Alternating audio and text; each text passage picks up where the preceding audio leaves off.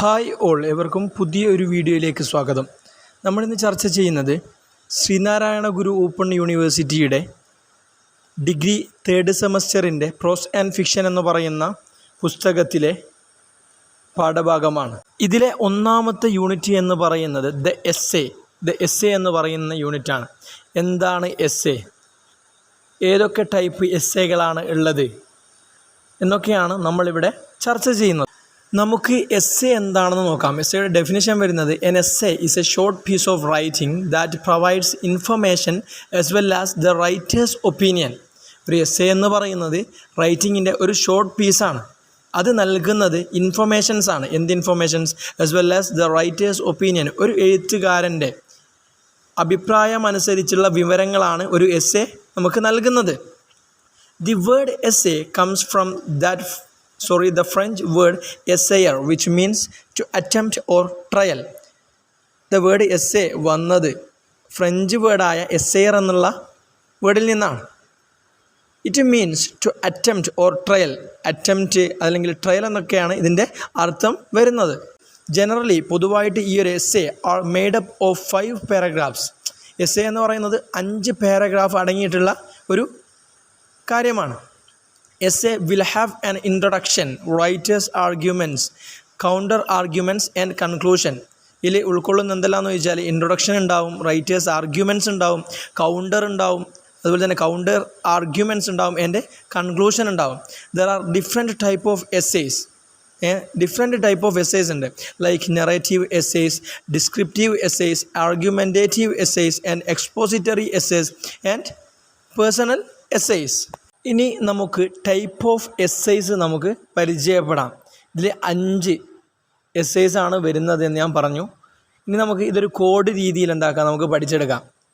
PADNE, പഠിനെ. ആ രീതിയിലാണ് നിങ്ങളിത് മനസ്സിലാക്കി വെക്കേണ്ടത്. അതായത് പി എന്ന് പറയുന്നത് പേഴ്സണൽ എസ്സേസ്, എ എന്ന് പറയുന്നത് ആർഗ്യുമെൻറ്റേറ്റീവ് എസ്സേസ്, ഡി എന്ന് പറയുന്നത് ഡിസ്ക്രിപ്റ്റീവ് എസ്സേസ്, എൻ എന്ന് പറയുന്നത് നെറേറ്റീവ് എസ്സേസ്, ഇ എന്ന് പറയുന്നത് എക്സ്പോസിറ്ററി എസ്സേസ്. പഠിനെ എന്നുള്ള കോഡിലൂടെ നിങ്ങൾക്കിത് സിമ്പിളായ രീതിയിൽ നിങ്ങൾക്ക് മനഃപ്പാഠമാക്കാൻ കഴിയും. നമുക്കെന്താക്കാം, ഓരോ എസ്സേസും നമുക്കെന്താക്കാം ഡീറ്റെയിൽഡായിട്ട് നമുക്ക് നോക്കാം. ഒന്നാമതായിട്ട് നമ്മൾ ചർച്ച ചെയ്യുന്നത് പേഴ്സണൽ എസ്സേസ് ആണ്. A personal essay attempts to describe a personal experience or a lesson learned from the writer's personal experiences. ഒരു പേഴ്സണൽ എസ്സേ എന്ന് പറയുന്നത് അറ്റംപ്റ്റ് ടു ഡിസ്ക്രൈബ്, അത് വിശകലനം ചെയ്യാനുള്ള ഒരു ശ്രമമാണ്.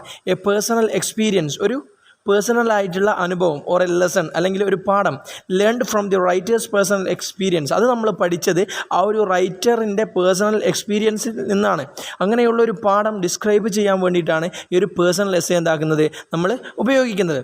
ഇത് എന്ന് പറയുന്നത് ഒരു ഫസ്റ്റ് പേഴ്സൺ പെർസ്പെക്റ്റീവിലാണ് ഈ ഒരു പേഴ്സണൽ എസ്സേ സംഭവിക്കുക. These essays also include facts. ഈ എസ്സേ ഉൾക്കൊള്ളിക്കുന്നത് ഫാക്ട്സുകളാണ്. These type of essay aims to motivate the readers. ഈ ടൈപ്പ് ഓഫ് എസ്സേ ഉണ്ടല്ലോ, അത് ലക്ഷ്യമാക്കുന്നത് ടു മോട്ടിവേറ്റ് ചെയ്യാനാണ് റീഡേഴ്സിനെ, അതായത് വായനക്കാരെ മോട്ടിവേറ്റ് ചെയ്യാനാണ് ഇതിൻ്റെ ലക്ഷ്യമെന്ന് പറയുന്നത്. ഇതിൽ മെയിനായിട്ട് സബ്ജക്റ്റ് വരുന്നത് എന്തൊക്കെയാണെന്ന് ചോദിച്ചാൽ ഫെയിലിയർ, അതുപോലെ തന്നെ വിക്ടറീസ് ഇൻ സ്കൂളിലുള്ള വിജയങ്ങൾ, അതുപോലെ തന്നെ broken relationships and realization during early adulthood, അതുപോലെ തന്നെ ക്യാമ്പസ് എക്സ്പീരിയൻസസ്. ഇതൊക്കെയാണ് ഇതിലെ മെയിനായിട്ടുള്ള സബ്ജക്റ്റ് എന്ന് പറയുന്നത്. രണ്ടാമതായിട്ട് നമ്മൾ ചർച്ച ചെയ്യുന്നത് ആർഗ്യുമെൻറ്റേറ്റീവ് എസ്സേ ആണ്. The argumentative essay requires the student or the writer to investigate a topic, analyse facts, critically evaluate evidence and reach a conclusion. ഒരു ആർഗ്യുമെൻറ്റേറ്റീവ് എസ്സേ ആവശ്യപ്പെടുന്നത് ഒരു സ്റ്റുഡൻറ്റിൻ്റെ അല്ലെങ്കിൽ ഒരു റൈറ്ററിൻ്റെ ഇൻവെസ്റ്റിഗേഷനാണ്. ടു ഇൻവെസ്റ്റിഗേറ്റ് എ ടോപ്പിക്, ഒരു ടോപ്പിക്ക് എന്താക്കുക, പരിശോധിക്കുക. എന്നിട്ട് അനലൈസ് ഫാക്ട്സ്, അതിൻ്റെ തെളിവുകളെ വിശകലനം ചെയ്യുക. എന്നിട്ട് എന്താക്കുക, ക്രിട്ടിക്കലി എവാലുവേറ്റ് എവിഡൻസ്, തെളിവുകളെ വിമർശനാത്മകമായിട്ട് വിലയിരുത്തുക. എന്നിട്ട് എന്താക്കുക, ആൻഡ് റീച്ച് എ കൺക്ലൂഷൻ, എന്നിട്ട് അവസാനം എന്താക്കുക, ഒരു കൺക്ലൂഷനിലേക്ക് എത്തുക. ഇതിൻ്റെ ഈ ഒരു എസ്സേയുടെ ഡാറ്റ കളക്ട് ചെയ്യുന്നത് ഇൻ്റർവ്യൂസിലൂടെയും അതുപോലെ തന്നെ സർവേസിലൂടെയും ഒബ്സർവേഷനിലൂടെയൊക്കെയാണ്. ഇതിൻ്റെ body paragraphs include evidence and support. ഇതിൻ്റെ ബോഡി പാരഗ്രാഫ് ഉൾക്കൊള്ളിക്കുന്നത് എവിഡൻസും അതുപോലെ തന്നെ സപ്പോർട്ടുമാണ്. Each paragraph should be limited to 1 major point. ഓരോ ഖണ്ഡികയും ഒരു പ്രധാന പോയിന്റിലേക്ക് പരിമിതിപ്പെടുത്തണം. ഇനി മൂന്നാമതായിട്ട് നമ്മൾ പറയുന്നത് ഡിസ്ക്രിപ്റ്റീവ് എസ്സേ ആണ്. Descriptive essays come under those writings that describe an object, place, experience, an emotion or situation. അതായത് ഇത് വിശകലനം ചെയ്യുന്നത് ഒരു ഒബ്ജക്റ്റിനെയോ അതല്ലെങ്കിൽ പ്ലേസിനെയോ എക്സ്പീരിയൻസിനെയോ ഇമോഷനെയോ അല്ലെങ്കിൽ ഒരു സിറ്റുവേഷനെയോ ആയിരിക്കും. These essays test the writer's ability. ഈ എസ്സേ എന്താക്കുന്നുണ്ടെന്നറിയോ? ടെസ്റ്റ് ചെയ്യുന്നുണ്ട് എഴുത്തുകാരുടെ കഴിവുകളെ. To provide a written description, നൽകാൻ വേണ്ടിയിട്ട് എങ്ങനെയുള്ള ഒരു written description on the given topic, നൽകിയ ഒരു വിഷയത്തിൻ്റെ ഡിസ്ക്രിപ്ഷൻ ആ ഒരു എഴുത്ത് നൽകുന്നതിലൂടെ ഈ ഒരു റൈറ്ററിനെ ടെസ്റ്റ് ചെയ്യാൻ കഴിയും.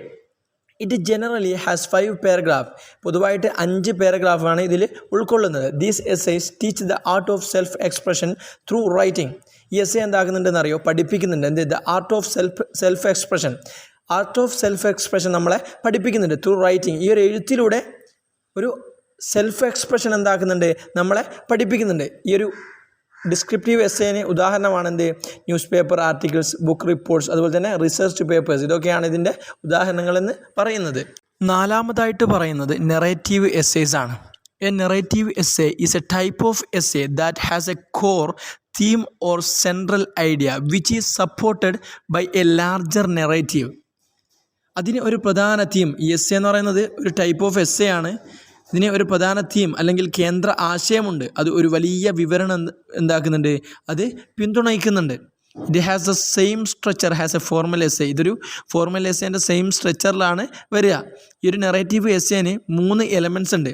ഒന്ന് ക്യാരക്ടേഴ്സ്, ഒന്ന് സിറ്റുവേഷൻസ്, അതല്ലെങ്കിൽ തീം ആൻഡ് ഡയലോഗ്സ്.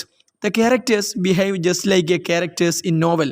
നോവലിലെ ക്യാരക്ടേഴ്സിൻ്റെ അതേ സ്വഭാവമായിരിക്കും, ബിഹേവിയർ ആയിരിക്കും ഇതിലെ ക്യാരക്ടേഴ്സിനും ഉണ്ടാവുക.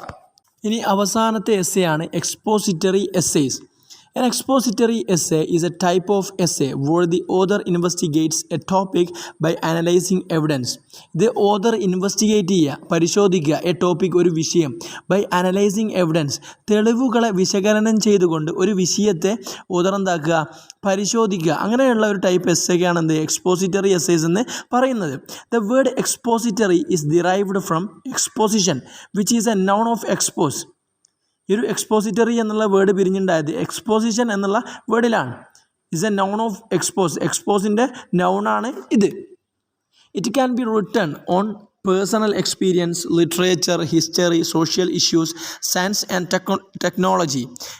ഇതെന്താക്കാം? ഇത് എഴുതാൻ കഴിയും എന്തിലൊക്കെ? പേഴ്സണൽ എക്സ്പീരിയൻസിൽ എഴുതാൻ കഴിയും, ലിറ്ററേച്ചറിൽ എഴുതാൻ കഴിയും, ഹിസ്റ്ററിയിൽ എഴുതാൻ കഴിയും, സോഷ്യൽ ഇഷ്യൂസിൽ എഴുതാൻ കഴിയും, സയൻസ് ആൻഡ് ടെക്നോളജിയിൽ എന്താക്കാൻ കഴിയും? ഇത് എഴുതാൻ കഴിയും. An expository essay is written to teach the readers about the topic. ഈ ഒരു എക്സ്പോസിറ്ററി എസ്സേ ഇതെന്താക്കാൻ കഴിയും? പഠിപ്പിക്കാൻ കഴിയും റീഡേഴ്സിനെ. ഒരു ടോപ്പിക്കിനെ കുറിച്ച് റീഡേഴ്സിനെ നല്ല രീതിയിൽ പഠിപ്പിക്കാൻ കഴിയുന്ന ഒരു എഴുത്താണ് ഈ ഒരു എക്സ്പോസിറ്ററി എസ്സേ എന്ന് പറയുന്നത്.